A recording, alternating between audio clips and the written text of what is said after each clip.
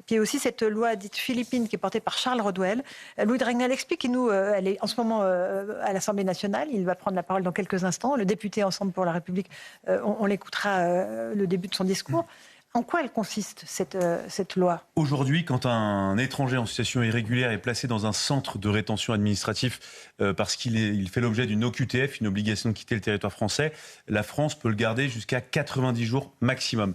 Et donc l'objectif de Charles Rodwell, et d'ailleurs c'était une idée qui avait été portée par le député Olivier Marleix, qui est mort depuis, eh bien c'était de permettre d'augmenter la durée de rétention administrative et de la passer de 90 jours à 210 jours, ce qui permet à la justice française d'avoir un peu plus de temps pour éventuellement obtenir des laissez-passer consulaires.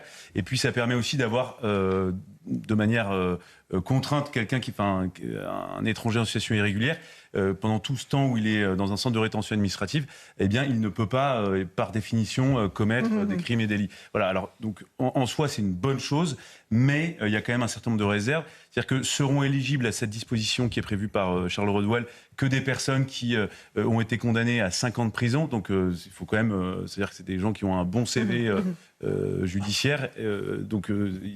Mais dans tous les cas de figure, ces gens-là n'étaient pas dans la nature. Si vous dites qu'ils sont condamnés à 5 ans de prison. Ah non, qui ont été par le passé condamnés. Ah, qui ont été, d'accord. Qui ont exécuté leur peine. Exactement. Donc aujourd'hui, vous avez des gens qui ont été condamnés à 5 ans de prison, qui sont dans la nature, qui sont visés par une OQTF et qui ne sont pas expulsés. Mais il y a quand même deux limites. C'est que tant que la France n'a pas un vrai discours d'autorité avec les pays qui ne reconnaissent pas leurs ressortissants, on n'y arrivera pas. Donc ça, c'est fondamentalement un vrai sujet. Et puis, il y a aussi la question du nombre de places. Aujourd'hui, il y a un maximum 3000 places dans les centres de rétention administrative et il faudrait augmenter considérablement le parc pour pouvoir mettre l'intégralité en... Est-ce que ça va dans le bon sens général ? Oui, tout ce qui ramène les Français à les Français comme les non-Français à la citoyenneté et à la rigueur, ça va dans le bon sens. Bon après, comme il vient d'être dit, il n'y a jamais les conditions optimales pour que ça réussisse. Hein. Il n'y a pas les prisons, il n'y a pas le temps, il n'y a pas les gardiens. Enfin bref. Donc je crois que c'est une question de fond qu'il faudrait réaliser au fond, mais il n'y a pas que la justice qui est touchée. Quoi. Voilà. Il y a tous les secteurs.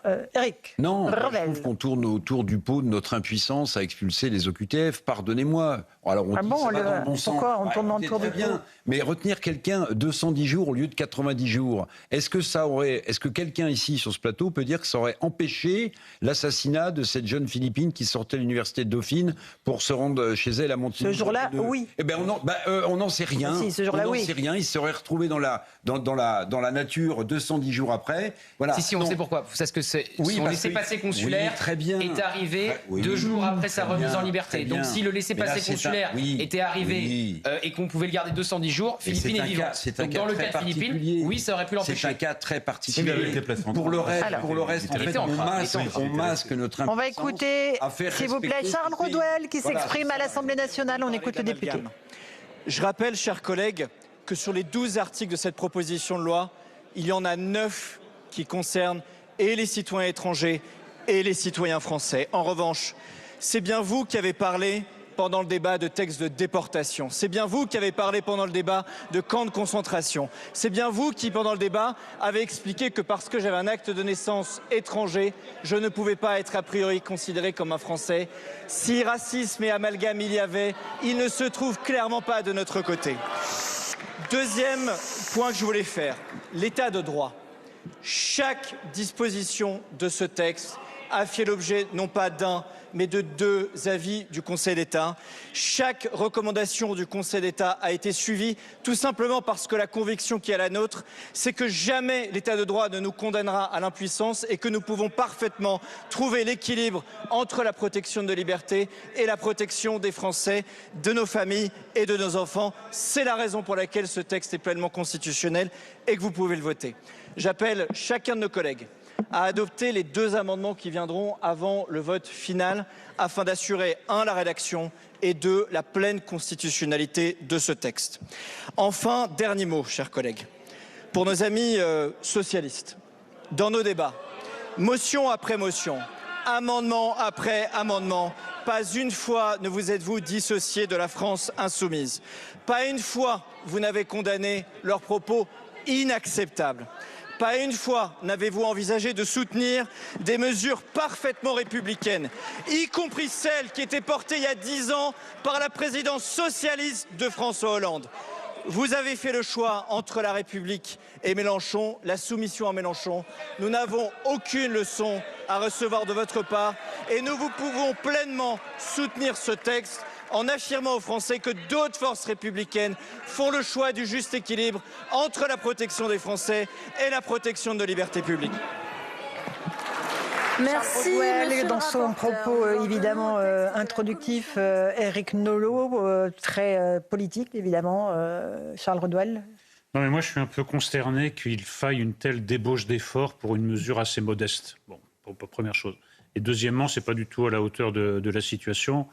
Moi, j'ai une position très radicale. Quelqu'un qui a commis des actes graves et qui se trouve sous une menace d'expulsion ne doit jamais se retrouver à l'air libre sous le ciel de France. Il reste dans le centre de rétention jusqu'à ce qu'on ait réussi à l'expulser. C'est son problème et celui de son pays d'origine. Ce n'est pas à nous de le remettre en liberté avec le risque qu'il récidive. Donc ce n'est pas 210 jours qu'il faut, ou 500, ou 1000, ou 2000. C'est autant de jours qu'il faudra pour l'expulser. D'ailleurs, ça fera peut-être réfléchir son pays d'origine. Mais ça, évidemment que ça va dans le bon sens. Il vaut mieux prendre quelques mois de plus, surtout dans l'affaire Philippines. Ça aurait pu peut-être éviter le drame. J'insiste sur le peut-être. Mais dans la plupart des cas, ça ne change rien. Allez, un tout Ces petit gens-là mot. doivent rester. Sauf que ça coûte Gauthier, fortune. un tout petit mot de Gauthier avant la pause. Pour autre chose. Et, Ça, c'est pas grave. C'est pas grave. Rapidement. Pour nos contribuables. La sécurité, on trouve des milliards. On trouve des milliards pour si, l'Ukraine. On a bien le droit de trouver des Non, milliards. mais attendez, Eric, ça, moi, attendez. ça mes impôts. Moi, si on me dit que je paye pas, Louis. aucun problème. Juste parce que effectivement, Louis rappelait que cette loi a été portée par feu Olivier Marleix. Elle a juste été censurée par le Conseil constitutionnel. Donc j'entends Charles Redouel à l'instant dire elle est constitutionnelle. Et j'espère qu'il a raison et que Richard Ferrand ne fera pas le choix une nouvelle fois de la censurer parce que c'était le combat. Il y a quelqu'un qui pense que ça aurait sauvé sa fille, c'est la maman de Philippine.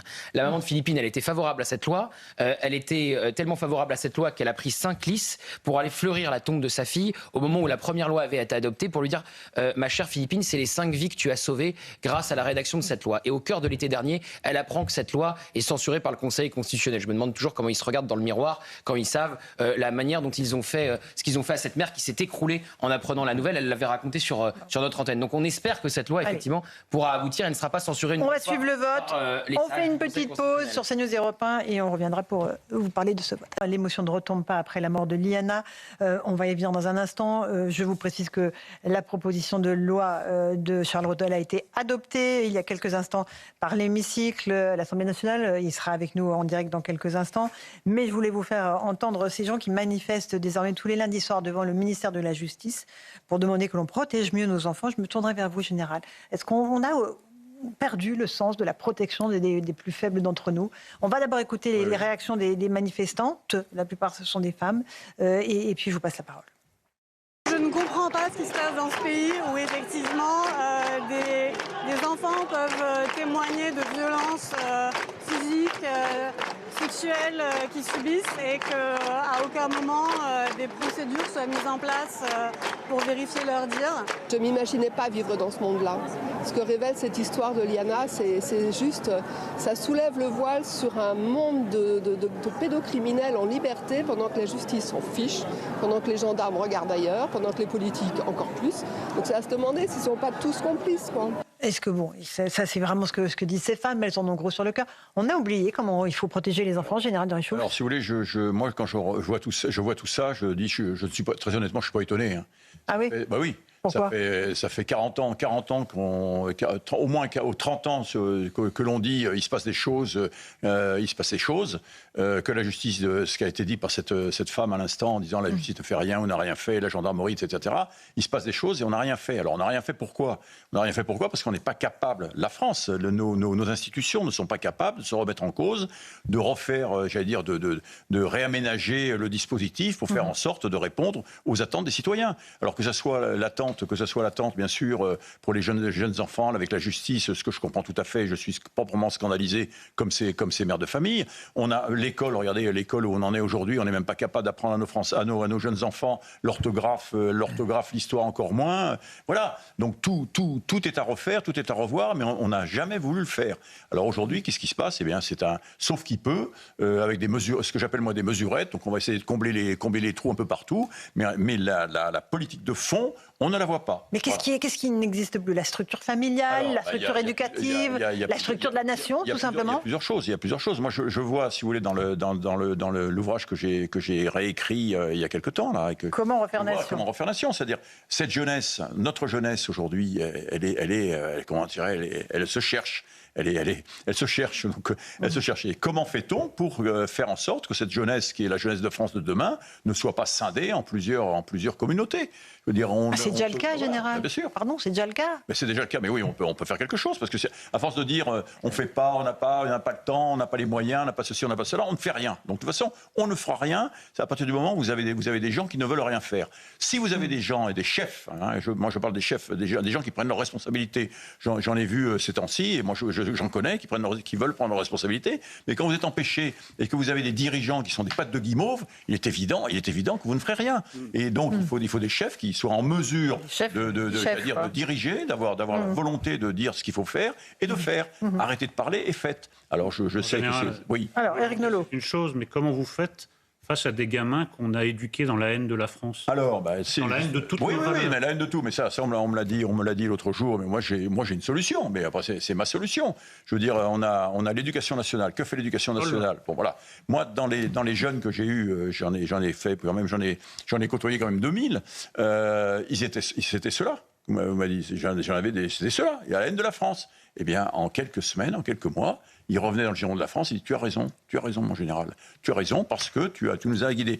On leur inculque rien, si vous voulez, on leur inculque rien. Il est évident que ces jeunes Français, parce qu'ils sont Français de 3e ou 4e génération, ils ignorent tous que leurs grands-parents, voire leurs grands-parents ont été dans l'armée d'Afrique. C'est-à-dire que leurs grands-parents ont libéré la France. Personne ne leur a dit. Personne ne leur a dit que ces grands-parents nous ont permis de reconquérir la France, d'aller jusqu'à Berchtesgaden, de libérer Strasbourg, etc. Donc ils ne savent pas tout ça. Et pourquoi on leur enseigne pas? Je ne sais pas pourquoi on l'enseigne pas. C'est magnifique. Pourquoi tous ces jeunes, on ne les emmène pas sur les monuments aux morts le 14 juillet, le 11 novembre? Il n'y a personne. Il n'y a que des vieux combattants comme moi avec leur drapeau tremblant au vent. On n'a aucun enfant des écoles. Alors on me dit, ah non, on ne veut pas les enfants parce que c'est les vacances et tout. On s'en fout des vacances, les camarades. C'est la France, vous pouvez prendre quand même 2 heures pour bouger vos écoles. Ah mais les profs ne veulent pas. Les profs ne veulent pas, mais il y en a qui veulent quand même. Moi j'ai une fille qui est institutrice. C'est les enfants avec lesquels ils vont sur les écoles. Vous voyez ce que je veux dire? Donc tout ça, ce sont des petits signes. Vous avez un autre exemple. Vous avez un film qui est sorti en ce moment, et je fais de la publicité, je suis désolé, sur De Gaulle. De Gaulle. Formidable. Extraordinaire. Ça devrait être mis dans toutes les écoles. Vous avez des films qui représentent la résistance de la France, montrer ce que c'était que la résistance avec des gens qui ne reculaient devant rien et qui étaient tout seuls. Voilà, mais c'est des trucs extraordinaires. Mais ça devrait faire l'unanimité. Et pourquoi on ne le fait pas tout ça? Mais c'est simple. Je veux dire, c'est simple. Alors, je vous rejoins sur 100 jeunes qui haïssent la France, il n'y en aura pas 100 qui vont me suivre. Mais il y en aura un certain nombre. Et puis le service militaire voulu par le président, mais c'est rien du tout, ça. Le service militaire voulu par le président, c'est 6000 jeunes qui vont entrer dans les armées après X mois, etc. Mais 6000 jeunes, mais il y a 800 000, une classe d'âge chez 800 000. Qu'est-ce qu'on fait des autres? Si vous voulez avoir un service militaire, il faut que ce soit pour tout le monde, filles et garçons. Vous voyez ce que je veux dire? Et ce service national, j'en parle là, c'est un service national. Et c'est pas un service militaire. Voilà. Et ce service national, il doit être court, dense, pour permettre à des jeunes de faire nation, justement, de retrouver, j'allais dire, la cohésion, d'être confiants, d'avoir confiance en eux. Et en un mois, moi, je vous en fais, non pas des soldats, mais je vous en fais des citoyens. Et après, pendant les 2 mois suivants, ils auront un cheminement qui leur permettra d'entrer dans les armées pour ceux qui veulent, ceux qui peuvent, et puis les autres retrouveront leur, voilà. Ça vous intéresserait? En un mois, service je suis pas sûr que je suis la priorité à remettre dans le chemin. Je vais pas me lancer des fleurs. Si. Il y en a un certain nombre, à mon avis, avant moi, qui doivent rentrer dans le chemin. C'est-à-dire qu'en un mois, vous faites de citoyens ceux qui ont cassé lors des demi-finales et des finales de la Ligue des Champions. Alors là, j'ai plusieurs. Un mois, je suis pas sûr que ça suffise. Je vais pas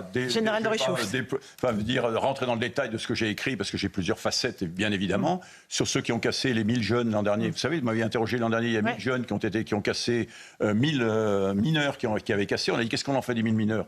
Moi, 1000 mineurs, c'est 50 fois 20, d'accord? vous avez bien 50 régiments en France qui sont capables d'accueillir 20 jeunes mineurs avec un sous-officier, un caporal-chef qui sont capables de faire quelque chose de bien. Et je vous assure que ces jeunes-là, en quelques... Après la victoire du PSG, il y en a 900 qui ont été placés en garde à vue. Vous savez combien il y en a qui ont été condamnés, je crois? Non, 2 ou 3 sous la Tanguy Hamon. Même pas 2 ou 3 prison, quoi, de la prison ferme. Mais pour ça, ce que je dis, pour ça, ça nécessite d'avoir des gens qui travaillent, qui l'envie pour la volonté. Et la volonté, bien sûr. Et cette volonté. Alors vous allez me dire, mais alors qui va encadrer? Ça, tout est dans le livre. Moi, j'ai des idées assez saines que qui encadrer. Ce ne sont pas les militaires qui vont encadrer parce qu'il n'y en a pas suffisamment, mais un certain nombre de gens qui vont être faits pour ça, que je vois très bien comment ça va se passer. Mais je crois que c'est extrêmement important. Il faut aller dans tous les domaines. Il ne faut pas dire, j'ai un service militaire, 6 000 personnes. Et qu'est-ce que vous faites des autres? Vous dites aussi dans votre livre, parce que c'est intéressant, c'est que la violence, elle est partout. Et surtout, les réseaux sociaux, vous dites, s'emparent de tout et de tout. C'est le fonds de commerce de certains pour exister. Tout le monde est touché et de plus en plus jeune. Oui, tout à fait. Et donc, si vous voulez, regardez ce qui se passe dans la rue. Hein. Tout à l'heure, vous cognez tout le temps. Les gens, ils sont avec leur portable. Je ne sais pas ce qu'ils font sur le portable. Qui respirent, qui regardent les façades, qui sentent les odeurs, enfin, qui s'intéressent aux autres, quoi, tout simplement. Et ces réseaux sociaux, c'est... Sentir les odeurs à Paris, je ne suis pas sûr que ce soit... Non, mais allez en province, mon petit Gauthier. Allez en province. Remettez-le dans le droit chemin. Je pense que c'est pas 1 mois, c'est 3 mois. Très négatif, très Général. Ça va, quand même. Non, mais c'est vrai que c'est assez intéressant votre analyse, parce qu'on se dit qu'il manque pas grand-chose, au fond. Il y a un pays qui... Non, ne n'est pas de la tête, Eric Revel. Non, il y a quand même un élan vital dans ce pays. Je vous dis, dans la vie, il faut vouloir, quoi. Vouloir. Alors après, les gens ne seront pas logés. Moi, les gens, ils seront logés, c'est ça rustique. Hein. Il faut que ce soit rustique. Il faut que les gens... Mais non, c'est vrai, il faut que ce soit... À la dure. À la dure, mais oui. C'est là où vous retrouvez la cohésion, vous retrouvez les gens, l'entraide, etc. Et je vous assure que les jeunes que j'ai côtoyés, mais ça durait que 8 jours, ils étaient transformés. En 3 jours, on les transformait, ils voulaient rester. Donc c'est simple. Voilà, alors là, on est sur une autre échelle, bien évidemment, mais on peut le faire, quoi. Aujourd'hui, on est dans une situation dans certains quartiers de séparatisme. D'ailleurs, vous faites un dialogue dans ce livre avec un jeune homme, Kevin, c'est ça? Qui a été poignardé, à qui je rends hommage, et qui a été poignardé justement lorsque nous avons terminé notre livre. Et oui, et si vous voulez, c'est la raison pour laquelle j'ai maintenu ce dialogue, parce que je crois on était totalement différents, mais on s'est rejoints sur l'essentiel. C'est justement cette faire nation, retrouver la France. Lui, il avait une vision différente, j'avais une vision autre, bien évidemment. Et c'est au cours de ce dialogue qu'il a finalement accepté de voir ce que j'apportais des solutions qui lui semblaient plausibles. Voilà. Et lui, vous disiez qu'on ne lui enseignait pas la France, qu'on ne lui avait pas appris la France. Il enseignait la France. Lui, il amenait des jeunes qui recrutait à Sevran, qui les amenait sur les champs de bataille du Deuxième conflit mondial, qui les amenait, il leur faisait découvrir la France. Et des choses simples, je veux dire. Mais je veux dire, on n'a pas besoin d'avoir de grands discours. Faites des choses simples. Quand vous avez une école, eh bien votre école, emmenez-les de temps sur les champs de bataille. Si vous êtes dans les champs de bataille, emmenez voir les monuments aux morts, allez voir un musée, faites venir écouter un film, une radio, faites enlever des anciens combattants. Vous allez voir que les gens progressivement, et tous ces anciens d'Afrique, etc., il faut les faire parler, les faire témoigner.